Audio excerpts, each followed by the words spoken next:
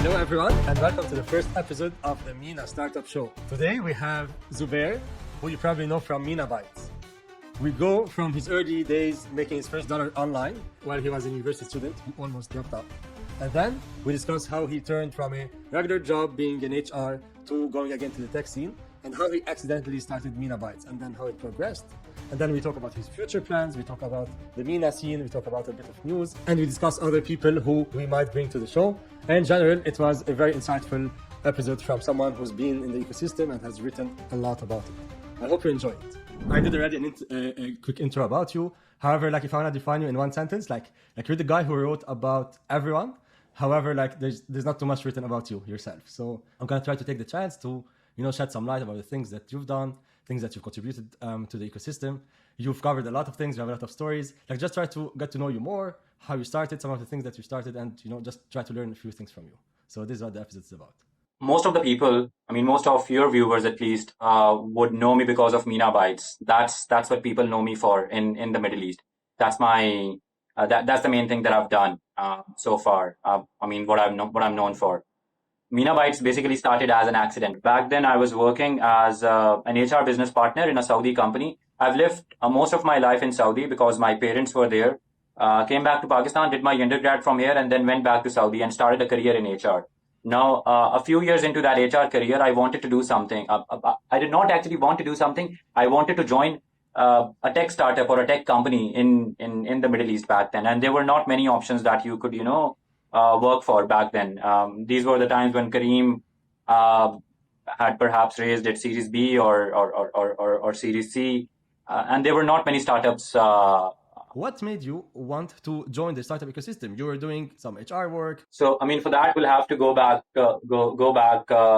maybe to 2006 or 7. What I did very early on in 2006, 2007, or perhaps started in 2005, is I built a very small network of websites, and I would make money by using Google AdSense on them. And I was making a lot of money back then. My best month, if I remember correctly, was close to $10,000. That's how much I was making back then from those little websites. This is before my undergrad, before anything. So I did that for some time, for 4 or 5 years. And I dropped out of school. I told my father, I don't want to continue doing this. I'll just, I'm making enough money from these websites, so I'll just continue working on them, and life will be good.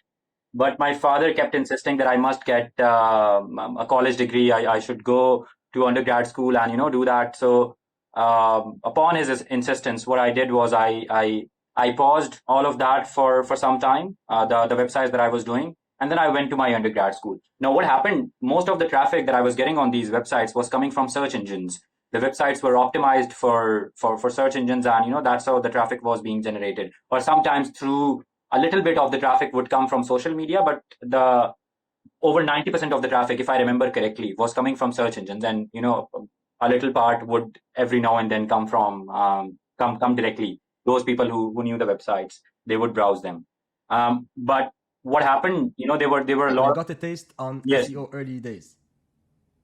Yes. That's what happened. And it's not like I intended to learn SEO or anything. It's just that I made those websites, and then I had to figure out how would I bring traffic to these websites.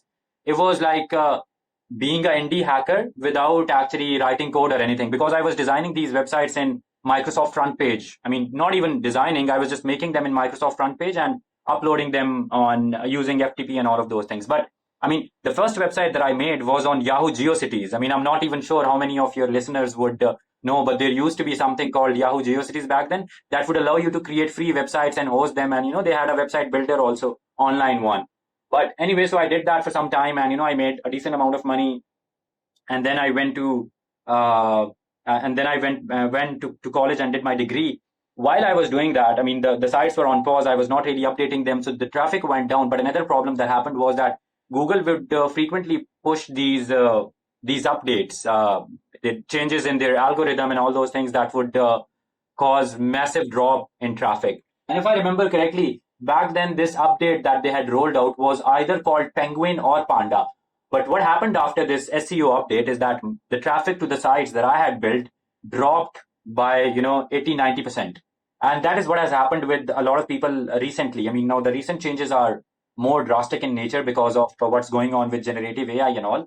But even back then, whenever Google would roll out an update, a lot of websites would be affected, and mine were also affected by that. So that's when I made my first online dollars in 2004 and 2005. I did a degree in HR because I did not want to study computer science. And the reason for not doing that was because I was scared of double mathematics. So that's why I didn't. I mean, it's not like I didn't want to learn to code or anything, but because the undergrad degrees in Pakistan, or obviously anywhere else in the world for computer science, they normally have a big portion in mathematics, and that would scare me off. So I did not do that. I did, a business administration degree with a major in HR, and I started, my career because I did not have those websites. By the time I graduated, they essentially had zero traffic. Some of them, for some of them, even the domains expired. I did not renew them because they stopped making any money. Anyway, so fast forward to 2012, I graduated with a degree in HR. I did that HR job for a few years, and then I was like, no, I need to get back into tech. That's what I enjoyed doing. That's how I, started applying to whatever company startups were there in the Middle East. Sometimes I would also apply to companies that had that were working on the Middle East, but were from their European headquarters. So from Amsterdam, from Ireland, there were some companies that would work on Middle East from Dublin or Amsterdam. Booking.com is one example. There were a few others as well. I applied to, all of these companies. I got interviews with only two, Uber and Careem.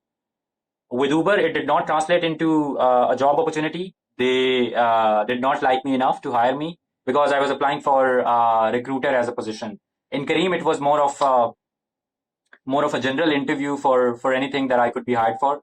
They offered me something, but they wanted me to take, if I remember correctly, over 50% of a pay cut. And I could not afford that back then. I did not have the privilege because I had a few things going on. So I was like, okay, I cannot do that.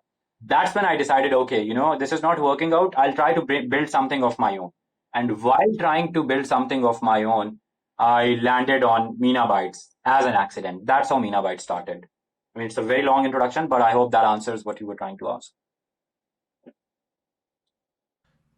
No, this is exactly the kind of stories I'm trying to extract. Like, there's always a reason why someone starts something. It has to, there's a niche that happened. And for you, for example, Yeah. getting in a very early taste on SEO, on organic traffic, on free traffic that can come and like scale without doing anything. You're sleeping, you're making money. Like, this is very interesting and addictive, I guess, in some way. Yeah. And just the feeling of winning. Like, you hacked a few things together and like suddenly you're winning and like it's working. So you got the taste of the flame, and I guess this is something you can't undo. And then I guess the rest is history, and that's what you'll be chasing, I guess, for the rest of your life. Just to add, a little something here now that you were talking about, building and all. There's something very magical about making your first dollar online, because when you do that, you learn that, because before you've done that, you don't know it's possible. And once you earn that first dollar, it's feasible. Yeah. Yes, Yeah. exactly. Once you earn that first dollar, things become, a little, you can imagine doing a lot of things. It gives you a lot of courage. It gives you a lot of confidence. And that's what happened. I mean, you were talking about, again, building those things. And I remember, when I used to run these websites, every few hours you'd go and, you'd check your Google AdSense page, and you'll see how much money you've made in the last few hours. Now those things have generally been replaced by Shopify dashboards. To go back again, so you started a startup on top of your background, but then it pivoted into, like, tell us here what happened. What did you try to start, and then how did it end up with MENABytes taking off? Right. So I was doing MENA. So what I was trying to do was build a career platform for the people in tech in the Middle East and North Africa. And what I thought was that I could start a blog on it, and that blog would help me generate some traffic for this platform before it launches. Plus, it would also help me build some network, because what I'll do on this blog, if, for example, somebody runs a tech startup, I'll go write about them. It would give me, I'll be able to connect with them using this particular blog, and eventually what happened was that it was getting so much traffic in when I say so much traffic, I don't mean like tens of thousands of visitors a day. What I mean is in context of the Middle East and North Africa, and in context of being a very niche focused, but in context of a niche focused on Middle East and North Africa, it was getting a decent amount of traffic for me to move my entire focus towards this particular blog and spin it off as an independent website instead of keeping it a part of that tech startup that I was trying to build, because I was trying to do these things on as a side gig, mostly as a weekend thing, and sometimes even on the evenings. I had a day job that was paying my bills. So after a couple of months, I decided that I would pause that startup, that product that I was building, and I would put all my energies after my day job into this particular thing called MENABytes, and I did that for the next few years before selling it to a company called Rise Up in Egypt. Zubair, a few questions here. Like, we would like to understand a bit more details. So, what was the tipping point? When did you decide, okay, I'm gonna just go all in on this, in traffic and wherever there was something that say, okay, this is enough for me to go all in on it and drop my other initial idea? What was that, like, in terms of maybe traffic or revenue, if you're doing some revenue? And then if you can just let us know, like, what was a good month of traffic on MENABytes at some point, if you can, disclose some of these numbers. Some other people who are in the newsletter business or into the blogging business maybe would like to understand also what good means, what kind of numbers. I don't know what you're comfortable sharing, but like, educate us a little bit. I can share almost everything about MENABytes. There's nothing that I would like to keep to myself. So when I decided that I want to do MENABytes instead of that tech product that I was building, I think it was the 4th month into writing about startups on that particular blog. Back then I was getting perhaps a little less than 1,000 visitors a day. And the thing with the traffic on MENABytes was always that when you write an exclusive story, you would get a lot of traffic on that day. And then, the next day, the traffic would not be the same. So you would have these spikes every now and then. Whenever you are breaking news, whenever there's an exclusive interview, whenever there's something that people really want to read about.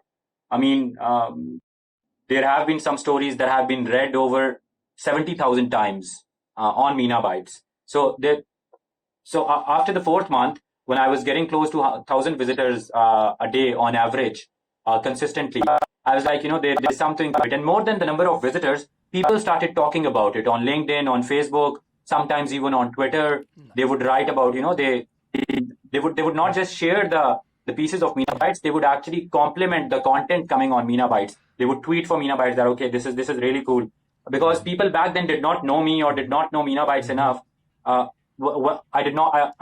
It's important to highlight here that when I say MENABytes, I'm basically saying that blog, because the MENABytes started 4 months after that that blog went live on the platform. Yes. So people were basically appreciating the work that blog was doing. So 4 months into it, I was like, okay, but this is something that people are looking forward to. I was just trying to comment. I wanted to say that, like, as per Paul Graham, like this is really the definition of product market fit, right? So it starts as a weekend project. You're doing it on the side, but it's something you're really passionate about and you do well usually. And like it just starts as like just doing it on the side, right? And then at some point it gets validated, and then people start talking about it and reviewing it, giving their feedback, etc. So I really think you built something people wanted. Specifically at this time, there was no much coverage. The scene has started to grow, and I think it was a very good timing. So I think MENABytes was very strong product market fit, man. Is what you got with all these, with all this fast traction, I believe. So yeah, please continue. One of the biggest problems with anything like MENABytes, or even, some of the startups that we see today, there's obviously, huge demand for them. People really want to use products, or, people really want to maybe read the content coming out from, publications like MENABytes. But can you make a good business out of it? No. Mm-hmm. So MENABytes is a good, resource for readers. Or some startups, the products that they build are really good for the users, but they are not good businesses. The perfect example would be, like MENABytes was not a startup, it was just a publication. But a perfect example of a startup would be, these mass transit or transportation startups that were moving people from, point A or point A to point B through buses. Yeah. There was Airlift in Pakistan, there's Swivel. I'm talking about their B2C product. I'm not talking about B2B. Now, B2C in some markets has been successful, but in a market like Pakistan, there was a huge demand for a product like this, but the economics did not make sense. The business did not make sense.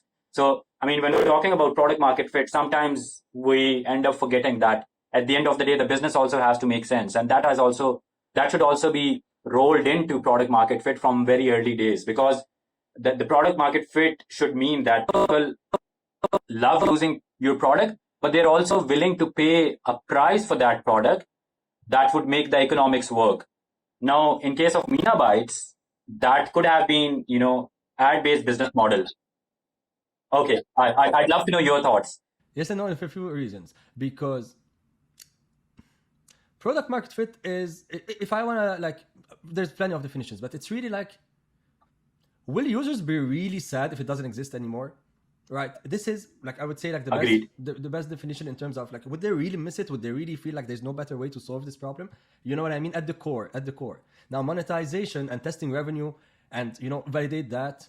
And again, in the very early days of, publications and these kind of business models, I guess definitely that was tricky for you. However, like, look at Substack now. Look at what Lenny is doing, for example, right? He's doing millions. I'm not sure exactly how much, right? But like, these things have now became much more validated in terms of business models. I believe you also have term sheet. Maybe we'll discuss it a little bit. I'm not sure if you're monetizing it or not, but like, things have evolved also. Like, the dynamic and the market has changed, and the willingness to pay to get educated has maybe also changed.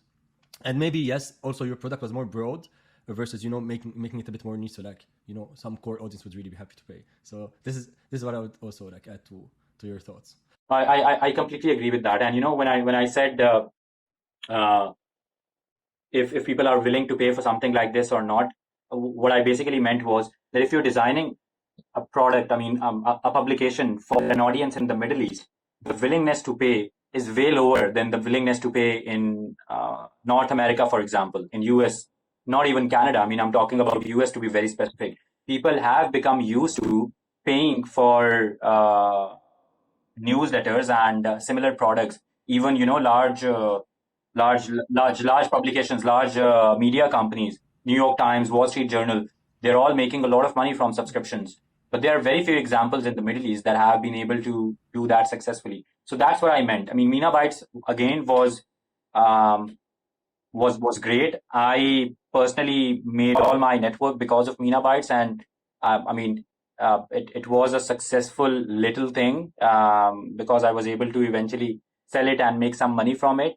But if I look at it from the perspective of being a business, I don't think it did too well, and I don't think it would do too well even today. If I were to start a MENABytes again, I don't think it would do too well even at this point. But a few things have changed now, which allow you to build products around a publication that you can make money from. You would not make money from the publication itself, but you can make money from the products that you build around the publication. But obviously, all those things are, it's easier said than done. But I think, for you, maybe the network and being close to the ecosystem that way and making friends, like me being one of them, right? I really like reading you. And, I think a lot of people agree that, you offer very nice opinions sometimes and tough opinions. So this is, I guess, very valuable. Just a few more questions on MENABytes before proceeding to, to the rest of the questions and sections. How did you get tips? Like, did you become like the best place for everyone to go and give you their insights and tips? Like, did you become the, monopoly for when it comes to breaking news and being, this is where people wanted to launch or announce their rounds, product hunt, etc. Did you become that place? Because I remember there's at some point, like every day there would be like you churning articles, etc. And I think you wrote like 1,500 articles or more, right? I saw that in one of your Medium posts, correct? Like tell us a bit more about that. Right, sure. So the thing with any publication is that you need to get that early momentum. Once people get this feeling that this is becoming the outlet that is writing good content and it is writing about every important industry event or update, people start reaching out to yourself. You don't have to make a lot of efforts. Early days, obviously, I remember I would reach out to anyone, any founder, whenever I'll hear something about, them raising a round or there's an interesting angle that I could see, I would reach out to them. And so many times people would either not respond or, they'd ask you, how much traffic do you have? What would I get out of this? And all those things. And back then I did not have anything meaningful to share with them because the traffic was low. There was, apart from writing about them, there was not any value that I could have provided to them. Again, because there were not enough eyeballs. But what I did early on was that I'd make those cold reach outs. So, for example, one of the things that I remember is that uh, very early on, I reached out to Kareem's marketing team. Christian Heath was basically, I think, leading marketing back then. I reached out to him on Twitter and I messaged him that I'd like to create an infographic on Kareem on their journey so far. And I did this infographic called "How Kareem Started." It basically had some of their milestones and everything, and it was shared by a lot of people on LinkedIn and on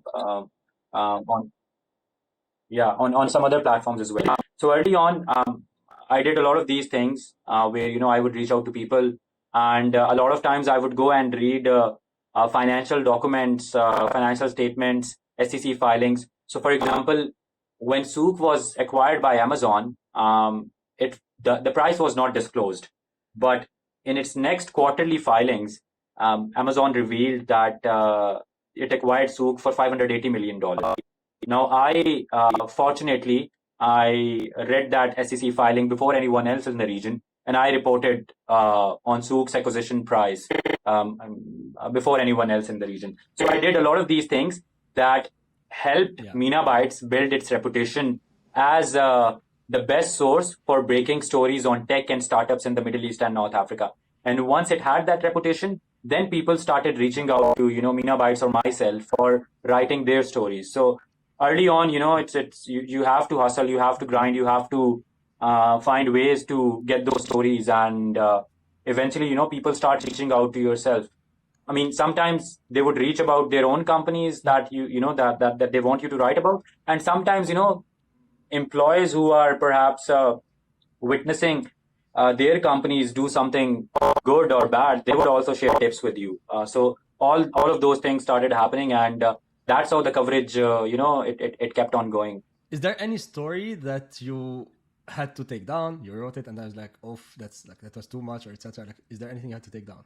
To be honest, I don't remember taking anything down, but yes, there were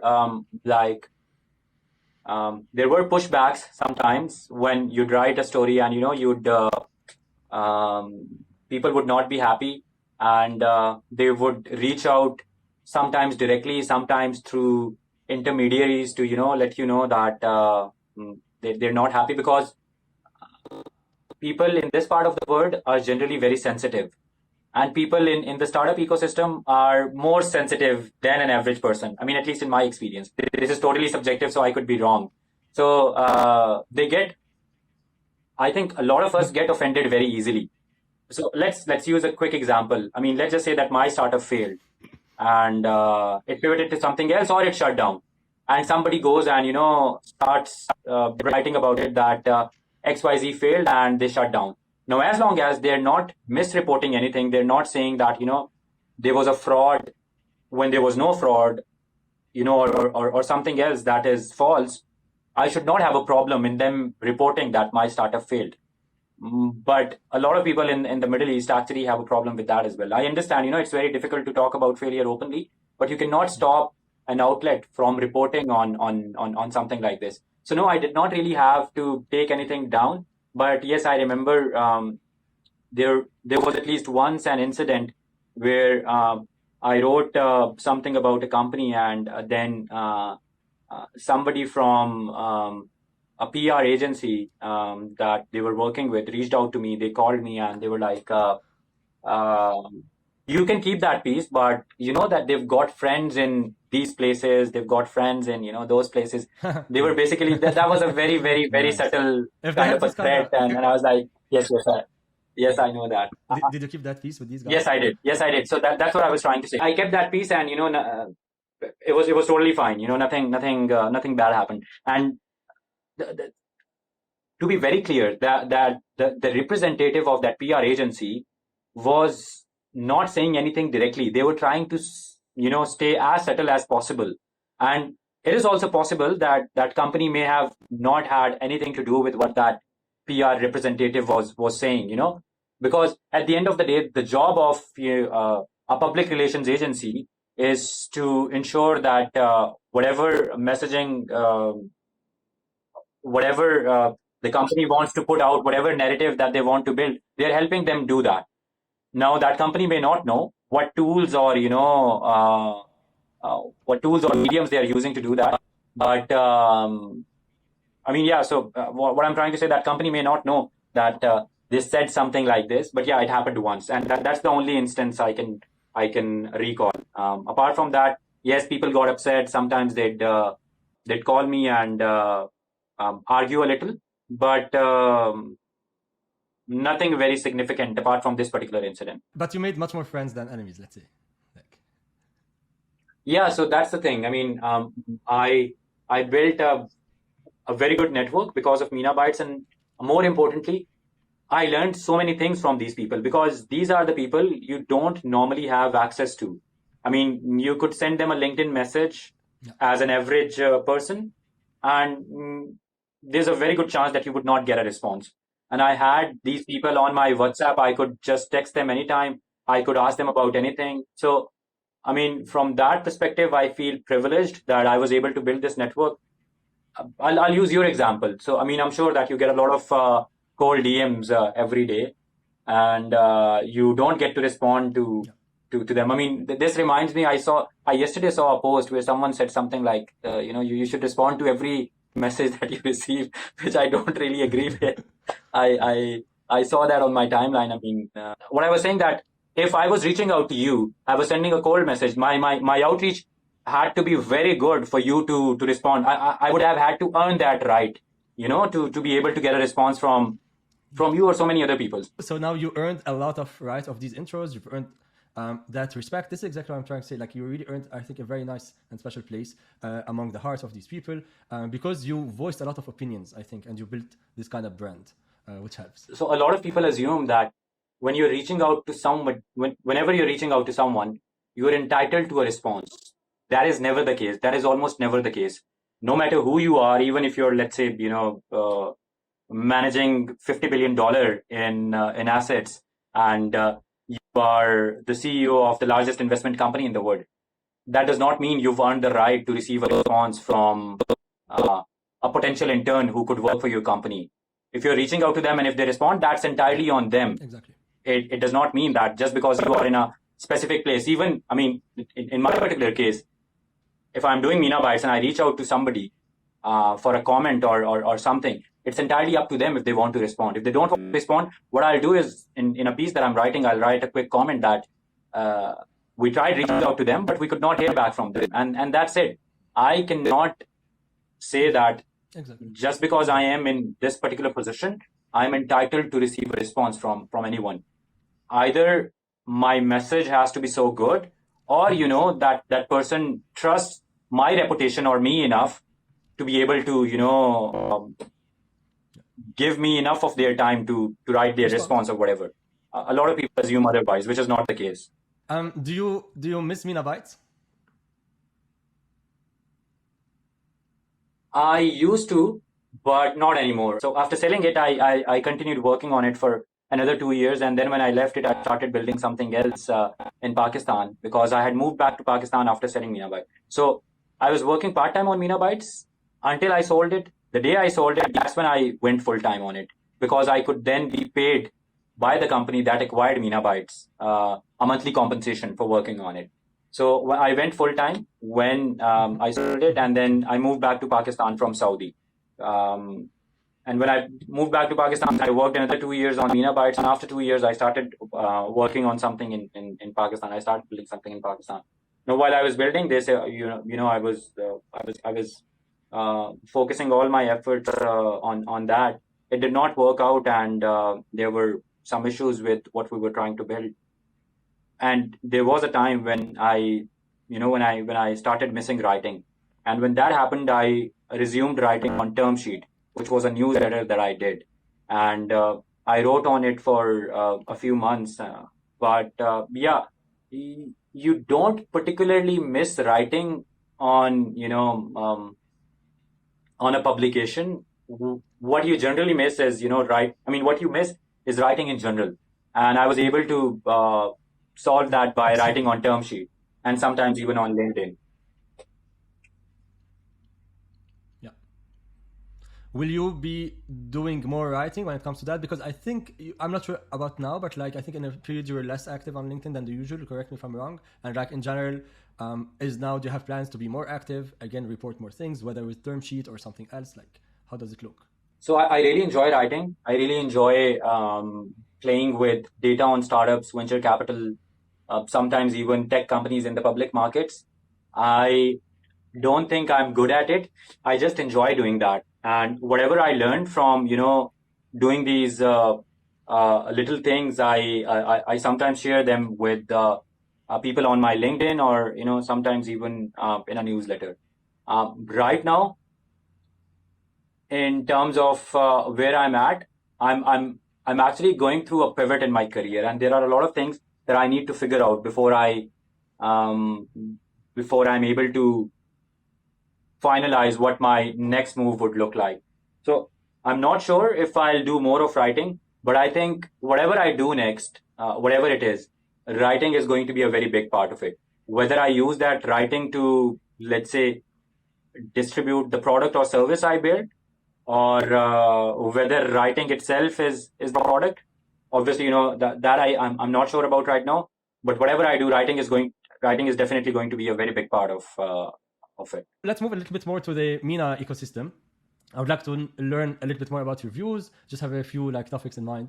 Let's start with the first. What do you think? Like, really, what do you think? It's not an interview question. It's really, what do you think? Like, it's one thing you really want to fix. One thing that you believe like is one of the main problems in the ecosystem. Something that maybe you want to just like take a moment and say, okay, I really believe this is wrong because of this, and this is like potentially one way to go about it and solve it, whatever that is. There's obviously a lot of things to improve in our ecosystem. It's not too developed. It has been tons of years in the making. So yeah, what's something, for example, that we should do, for example, collectively or like in general? Despite of what everyone says, there's still a lot of times that founders in this part of the world end up spending on back office operations. That is not something that founders should be spending their time on. They should be spending their time on building stuff. So I think there should be more consistent effort from the governments and policymakers to make it easier to do business, and especially when it's around tech startups, whether it's related to incorporation or opening a bank account, or even expanding to countries within the Middle East and North Africa. Because when you're starting a company in the Middle East, you generally go about that the TAM is entire Middle East and North Africa. But if, let's say, you're starting a fintech in Egypt, to be able to go to Saudi, you have to spend 2-3 years into just getting, to learn how to get a license. I'm not even talking about getting an actual license, but just understanding how long, how the entire process works and all those things.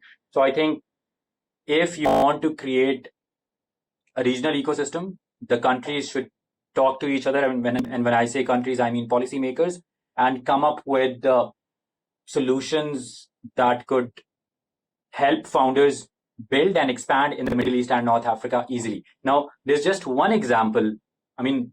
Obviously, there are a lot of companies in the Middle East and North Africa, but if you look at how many of them have successfully expanded to multiple markets, to more than 10 markets across the region, not one. Actually, I can think of 2 examples at the moment.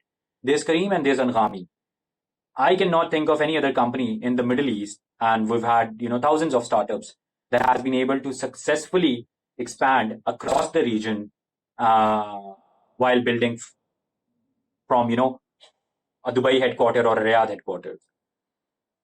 And Kareem was able to do that primarily because they were able to raise a lot of money. Anghami was able to do that because it was a digital product, and they went big on telecom partnerships, and they were also very clever about how they went about it. But no other startup in the Middle East and North Africa over these last 10-15 years has been able to expand across different markets in the region. Now, obviously, it may have a lot to do with the founders not deciding to explore these markets, but in many cases, it's also because it is very difficult. These are very fragmented markets. So I think and obviously every market has their own. It's different in different ways. Every market is different in different ways. and founders have to navigate those challenges and everything. But also in terms of doing business, it's very difficult for a company that starts in, let's say, UAE or Saudi or Egypt to expand all across the region. It becomes very difficult. So, I mean, if I could ask for one thing, I think that would be policymakers coming up uh, with regulations, with policies that help companies start in the region and then expand regionally without founders spending a lot of their time on back office. When you say it like that, I definitely like I even, for example, Steak was one of our customers, and like if I remember correctly, I don't know how much time exactly, but I know it took them like quite some time to be able to consider other markets. I don't want to just speak on on behalf of on their behalf, but like for sure I know that it's not straightforward at all. You need to comply with a lot of regulations, etc. Even if you're doing the exact same business activity, like between very close markets. So yeah, I guess this is where, for example, US or Europe, maybe definitely US more, like take that for granted when it comes to, okay, you start by having access to 350 million people from the get-go. You don't have to worry about anything. Just build a Exactly. good product, and then don't worry about scaling for the next 4 years. It's the same market, it's the same culture, it's the same. This is such a big leverage. Western startup cultures get that we really don't have. We have it's exactly the opposite in our case. It's like, who's so smart enough to be able to hack or like talk to the regulator, or like has a friend who has a good connection who could help them. Like, you need to be privileged to have it as an edge. Like, what? Yeah, I can open entire MENA. Yeah. When you say it like that, yeah, it's so weird. Who is across all these 10 countries? It's hard. Yeah. It's hard, or maybe Yeah. like extremely hard. It's very difficult. Yeah. Or maybe even because it's so uncommon, like by default we're not encouraged. Like by default we're not encouraged. Yeah, and start looking about scaling elsewhere or wherever, or not being able to scale, or like, yeah. I guess I very much agree with like unnecessary pain, and hopefully like over time someone takes this more seriously and understands what the value this could provide to the entire region economically and everything. Like, make the borders closer maybe. And what do you think about talent? However, do you think we have enough talent quality and density in the region today? Some people say we have a lot of talent. Talent has never been the issue, and some people say we don't have enough talent. Where do you stand on this, really? Yeah. So, I mean, how I think about it is that you have markets like UAE and Saudi, where you're importing talent from places like Egypt and Jordan. And then, you have places like Egypt, Jordan, Lebanon, from where people are flying to either rest of the Middle East, mainly GCC, or they are moving to places like Europe, North America. So there's obviously a lot of talent that is going out of the region. And even one great example is Tunisia. Eden, who does Clear Word, told me about, he does these wonderful reports on how venture capital has been doing in the region. So he told me about what's going on in Tunisia, and he was absolutely right about it. Is that most of Tunisian talent has moved to either France or to some other European countries, and the same thing. I mean, we're witnessing a similar thing happen in Egypt with the currency depreciating. A lot of people are moving to places like Germany. Obviously, some are still moving to UAE and Saudi, but there are many who are moving to places like Germany, and some would obviously move to the US as well. The same thing in Jordan. I think the flight of talent started in Jordan perhaps 10, 15 years ago, and still the best Jordanian engineers, they are not working in Jordan or on Jordanian products or even on MENA products. They're working for companies in the US, they're working for companies in Germany and these other places. So I think, more than the question of whether we have enough talent or not, the first thing that needs to be done is to ensure that the talent within the region stays within the region, if not within the same country, at least within the region. So, yeah, so the companies in UAE and Saudi, which have obviously more funds and bigger markets to work around, they should be able to attract the talent from places like Egypt and Jordan. This talent should not go to places like Germany and US. And for that, you have to obviously, I mean, there should be good enough opportunities, and there should be good enough companies to work for.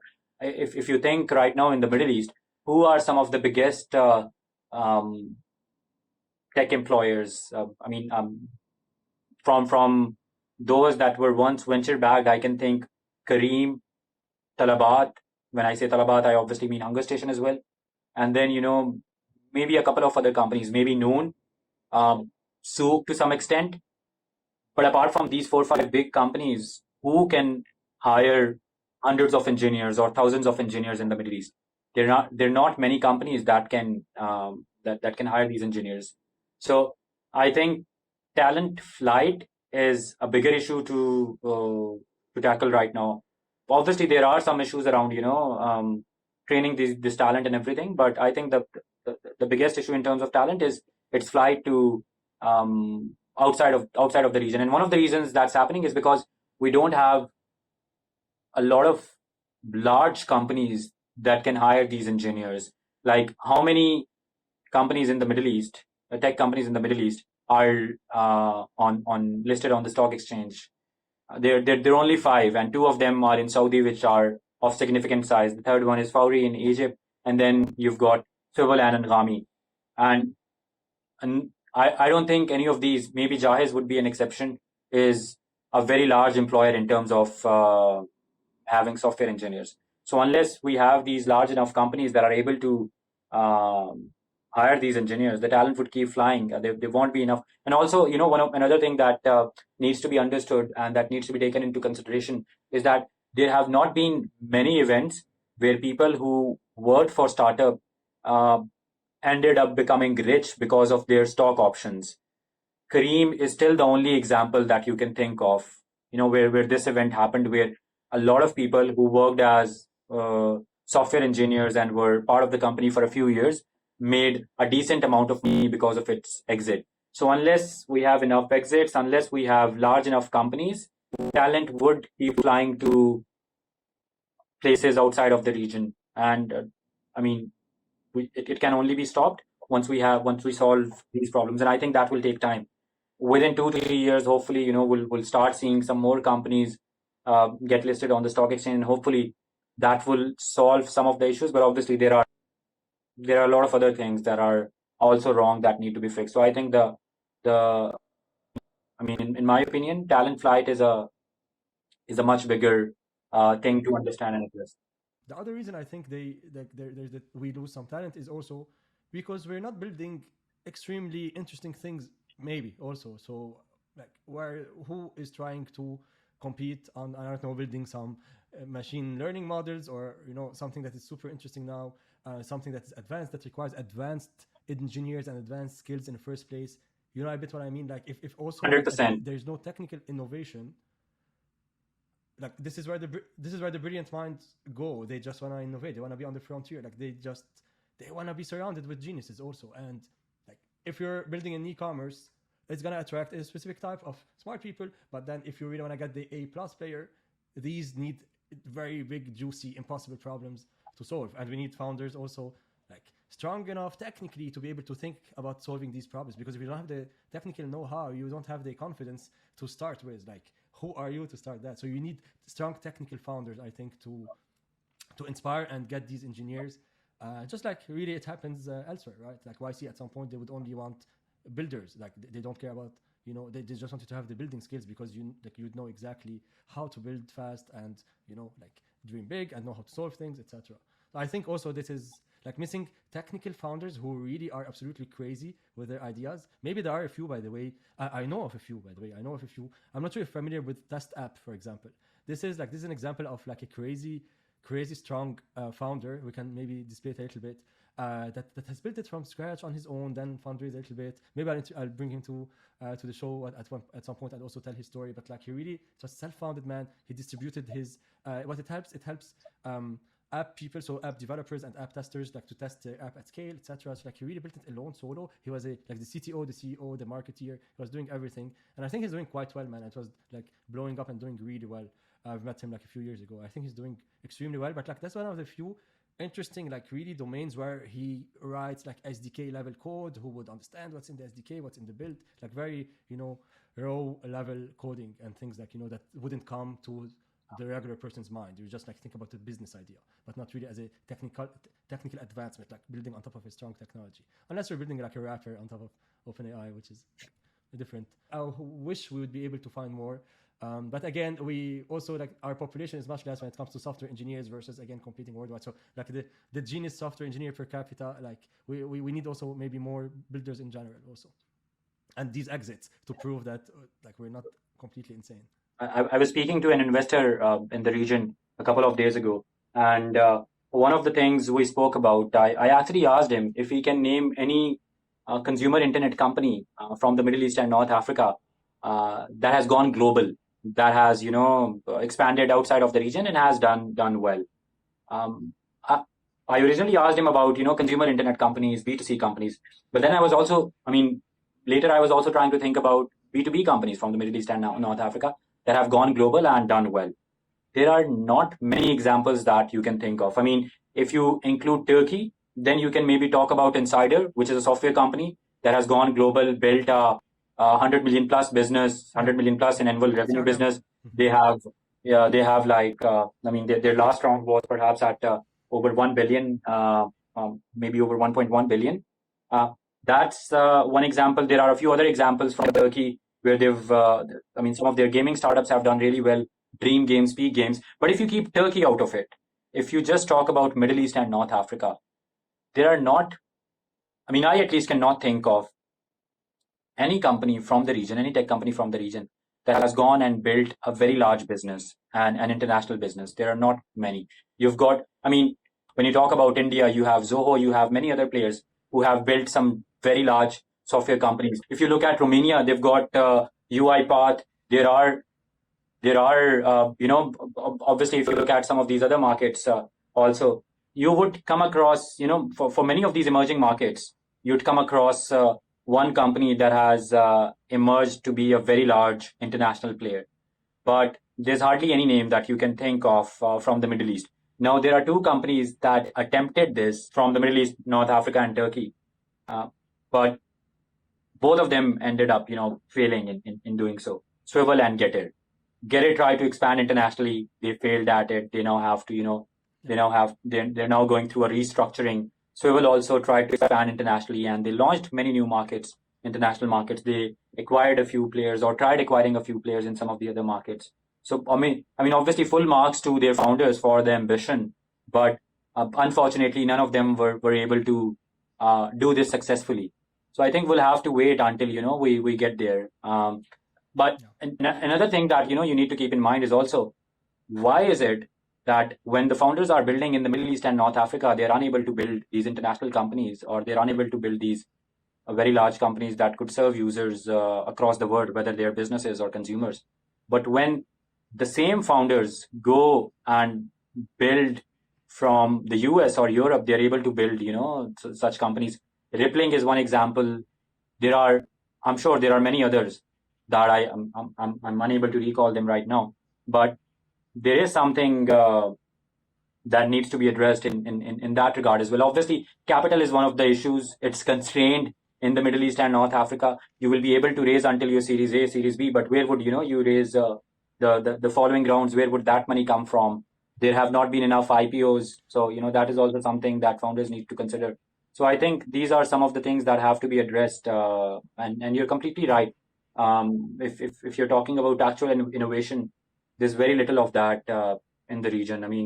We might get people might get offended on hearing this, but unfortunately, that's the truth. Okay, about the ecosystem as well. There was this story that I saw, and I'm not an expert in the field, but there was this story about Sarwa and what they've done with regards to selling some of their shares to their users, something like that didn't go by the book, that then created a drama, a fine, penalty, and it didn't take, I'm not saying we should thrive on these certain things, but we need to understand what's happening. It's a consumer product, it's a fintech product. We need to understand, we need to learn what happened. So I don't know a lot of details. I've come across Umar's thread. That's where I learned most of the details. And before that, I saw it on a few daily outlets in the region. Now, I think what happened there is that the founders tried to sell some of their shares for liquidity through a third-party platform plus Sarva's own user base by emailing them, by emailing their list. And the regulator obviously saw this, and they imposed a penalty on it because it was not an authorized sale, as far as I could understand. Again, please don't go by everything that I say. You should do your own reading. I haven't done a lot of research on this, so maybe not the best person to comment on it. But from my understanding, there was like a very big issue. I mean, it should not have been taken lightly. They were fined by the regulator, and then there was some discussion on a public forum through a thread by Omar Qasim on X. But then it was not addressed by the company or the founders on any medium, as far as I know. If they emailed their list, that's another thing. I wouldn't know of that, but I did not come across anything on the website or LinkedIn or X. And I think they should have done that, because if you're building a product where people are putting their money either to store it or to invest in, in anything, you obviously have to earn their trust. And a lot of people have trusted Sarva. Sarva is one of the leading investment platforms in the region. A lot of people have trusted Sarva over the last few years. I think if I were one of their users, I'd be a little concerned at the moment, because if they are pitching something to me, I'd probably want to have a look at it. Whether I invest in that or not, that is another option. But they've earned enough trust from the users to be able to sell any type of security or investment to them. And I think they should always be careful in what they pitch to the users. But more than that, if there's something that has happened that could damage that trust in any way, they should go and address it. I mean, that's my entire opinion on it. I also not an expert. I didn't do a lot of digging. It's just like this afternoon I was just checking here, and like it's radio silence. I think first I love Omar Kasim. He doesn't know me much. We met a very long time ago. I interviewed at Jado Pado like a very long time ago in my initial days in Dubai. But I really like that he speaks his heart like that, and he goes and digs into these documents that like I don't know how he has access to all these documents, man, that I don't know exist, but like he always has like these kind of insights and spends time and really cares. He really shows like a dude who cares about the ecosystem also. So we haven't met, but like in case he hears he listens to this episode, hi, and thank you for being honest and like shedding some truth and sharing some truth about what's going on.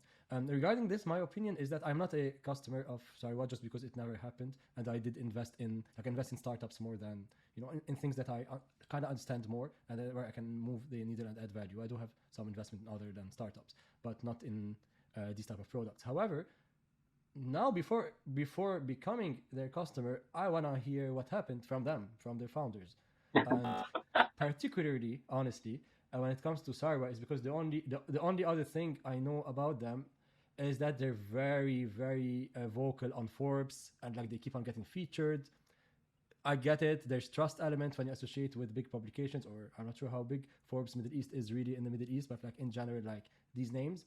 So I know that they push a lot of PR, which is, I get it. It's fair. It's a financial product. You have to earn trust. You have to associate with some names. But you then also have to maintain the trust, and you have to explain what you tried to do or what you actually did. And not doing so, and instead sharing great news about themselves, again, like they owe me a lot of explanations before considering like signing up, even giving my email.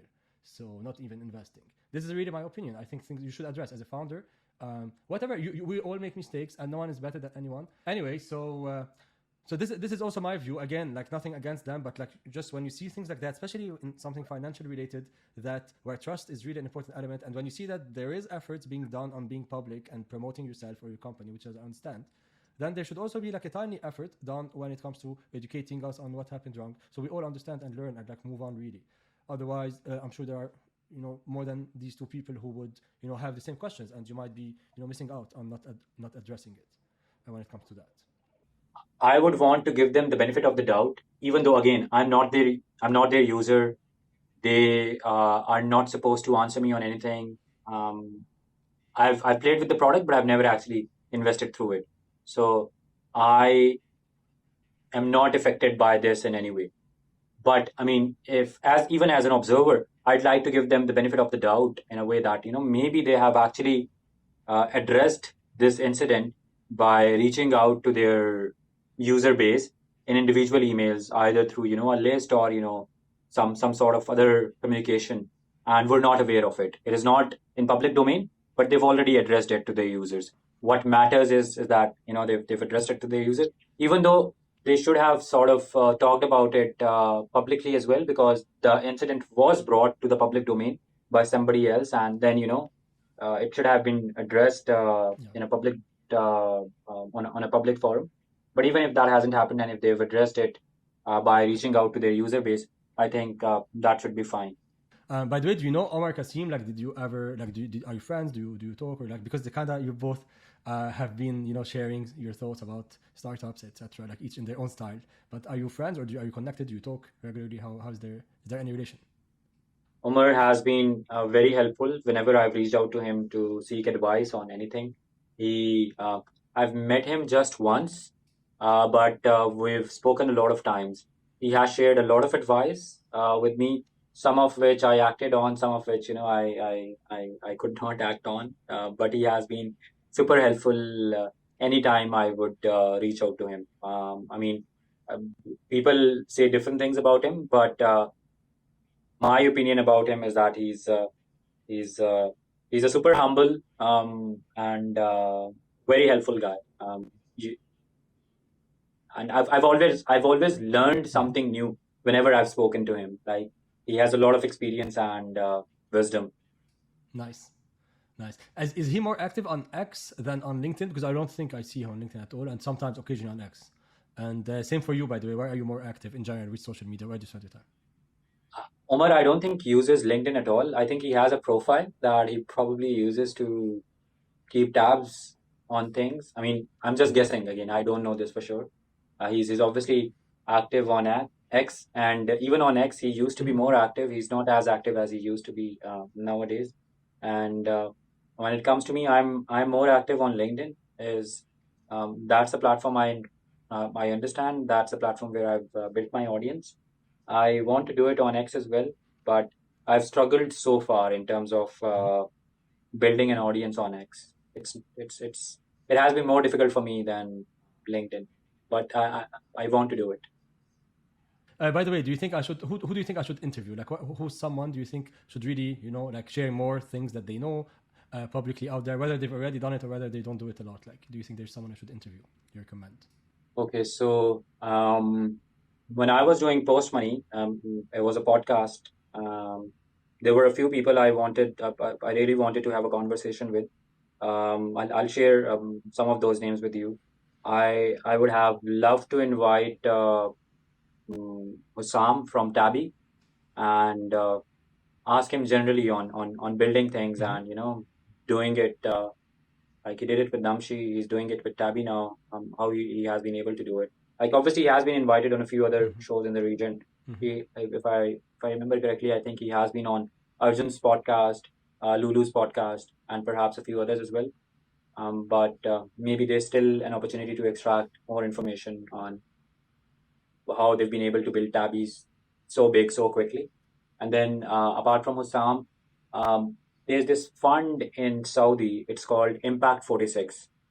They are the only institutional Mm-hmm. investor in the two Saudi startups or tech companies that have gone on to do IPOs until now, Jahiz and Rasan. Impact 46 is the only fund that has invested in them. There's no other Mm-hmm. institutional investor. Forget tech or non-tech. There's no other institutional investor, as far as I know, in these two companies. Um, their partner is Abdul Aziz. Okay. The entire fund is very low profile, and Abdul Aziz is also, he's also very low profile. I think he would make a super interesting guest, because they are low profile and they have been insanely successful, more successful than any other fund in the region until today, because there's no other fund in the region that has done even one successful IPO. Now, obviously, it depends on how people rate Swivel and Anghami as, how people rate their IPOs. But if you don't rate them successful, then there's no other fund in the region that has gone on to do IPOs. This is the only fund that has done not one, but two of them, and both of them in Saudi, and both of them are like very large companies. One of them currently, Rasan, which just went public, has a market cap of 1.2, I think, 1.2 billion. And Jahiz these days perhaps is over 2.5 billion dollars in market cap.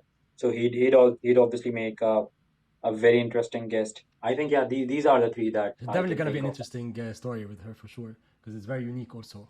Thank you so much, Zubair. If you have something like final to leave the audience with, especially that I hope part of our audience, a big part of our audience would be startup founders, startup builders, people who would like to, join and build startups and grow startups. If there's anything you want to like leave this audience with in terms of advice, in terms of the things maybe that you failed in, or the things that you've seen tons and tons of founders or startups like fail in and learn from, is there like any particular piece of advice that might be relevant more to the MENA ecosystem, the way it's built today, anything that you would like to comment on that? So, I've failed at so many things over these last 10, 12 years. I've obviously learned a lot of things in the process. I've made a lot of mistakes. One thing that I can think of, or maybe, it's perhaps in two parts. One, if you're thinking of building something, don't think too much. Just put it out in any form you can, as far as it's working, even if it's a Google form, just to understand if people would be interested in this. A lot of people, and myself included, and even today, I'm trying to learn from this mistake, but I have not been able to solve this yet. What we end up doing is that we'll think too much, and there would be very little action. So that is very important, especially if you're trying to build something, and if you're trying to build something new. Just put it out, experiment with it, see if it works. If it doesn't work, that's okay. You move on to whatever next idea you have. You can have 1,000 ideas in your head, but as long as you're not putting them out, you're not testing them, you're not playing with them, you won't be able to figure out if that's something that you should dedicate a few years of your life, next few years of your life on or not. And then the next would be that even if we do something simple over a long period of time, there's a very good chance that you can become successful in that. One of the challenges, one of the problems that people face is that they'll do something for a very small amount of time, wouldn't get any success in that, and then would just quit it. I'm not talking about building MVPs and then continuing with them for the rest of your life. You build an MVP, if it doesn't work out, fine, you move on to the next idea. But if you've received some early success in something, and then after some time there's a dip, or after some time if you are struggling or you're not making enough money from it, it does not mean that you just quit it. If you keep on doing something over a long period of time, over 10, 15, 20 years, there's a very good chance that you'll end up making a big career out of it. What a lot of us end up doing is that we'll work on something and then would lose our heart when we see the first glimpse of failure, and that basically kills the entire thing. So I think these are the two things I'd share as pieces of advice. Launch quickly, and then try to do things for a long period of time to be able to draw meaningful results out of them. I can't agree more. Number one, I think it's also related to because I also have fell into the over perfecting things before launching, or like as anyone like it's much harder to do than to tell someone else to do. I think it also has to do with, you can't help it but associate yourself with whatever you're building, and you have to not. You really shouldn't. You shouldn't take things personally. It is an extension of you, whatever you're creating, etc. But like it's its own idea. You just should put it there and look at it very scientifically, and try to really remove your emotions, and don't take it personally. Don't take the feedback personally. Take it very scientifically. And maybe if you really like train yourself into really not make a big deal out of the reaction, and actually just take it as a feedback, as pure feedback, then you get trained to do that, and then it gets easier over time. I heard also some founders saying that like you shouldn't take it personally, and it's very hard not to, because you're pouring your entire emotions into it, your fears, your tears, your sweat. You're really working hard on it, so it is an extension of you. It's something that you've created, but you really have to, let it be on its own and look at it scientifically and, from a very open mind without being affected. And if anything, you really listen to the feedback, to the real feedback that comes from it.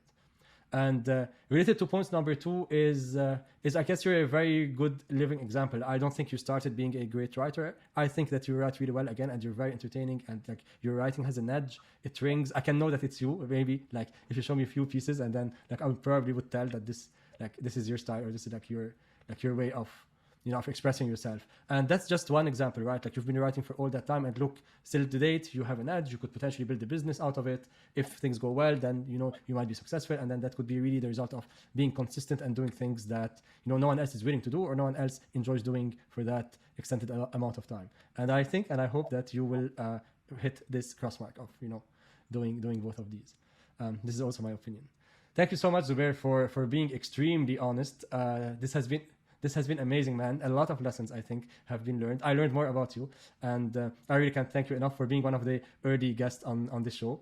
Thank you again, and we'll talk soon. Thank you for your presence and for your feedback. Thank you so much. Thank you so much, Samir, and thanks a lot for having me. And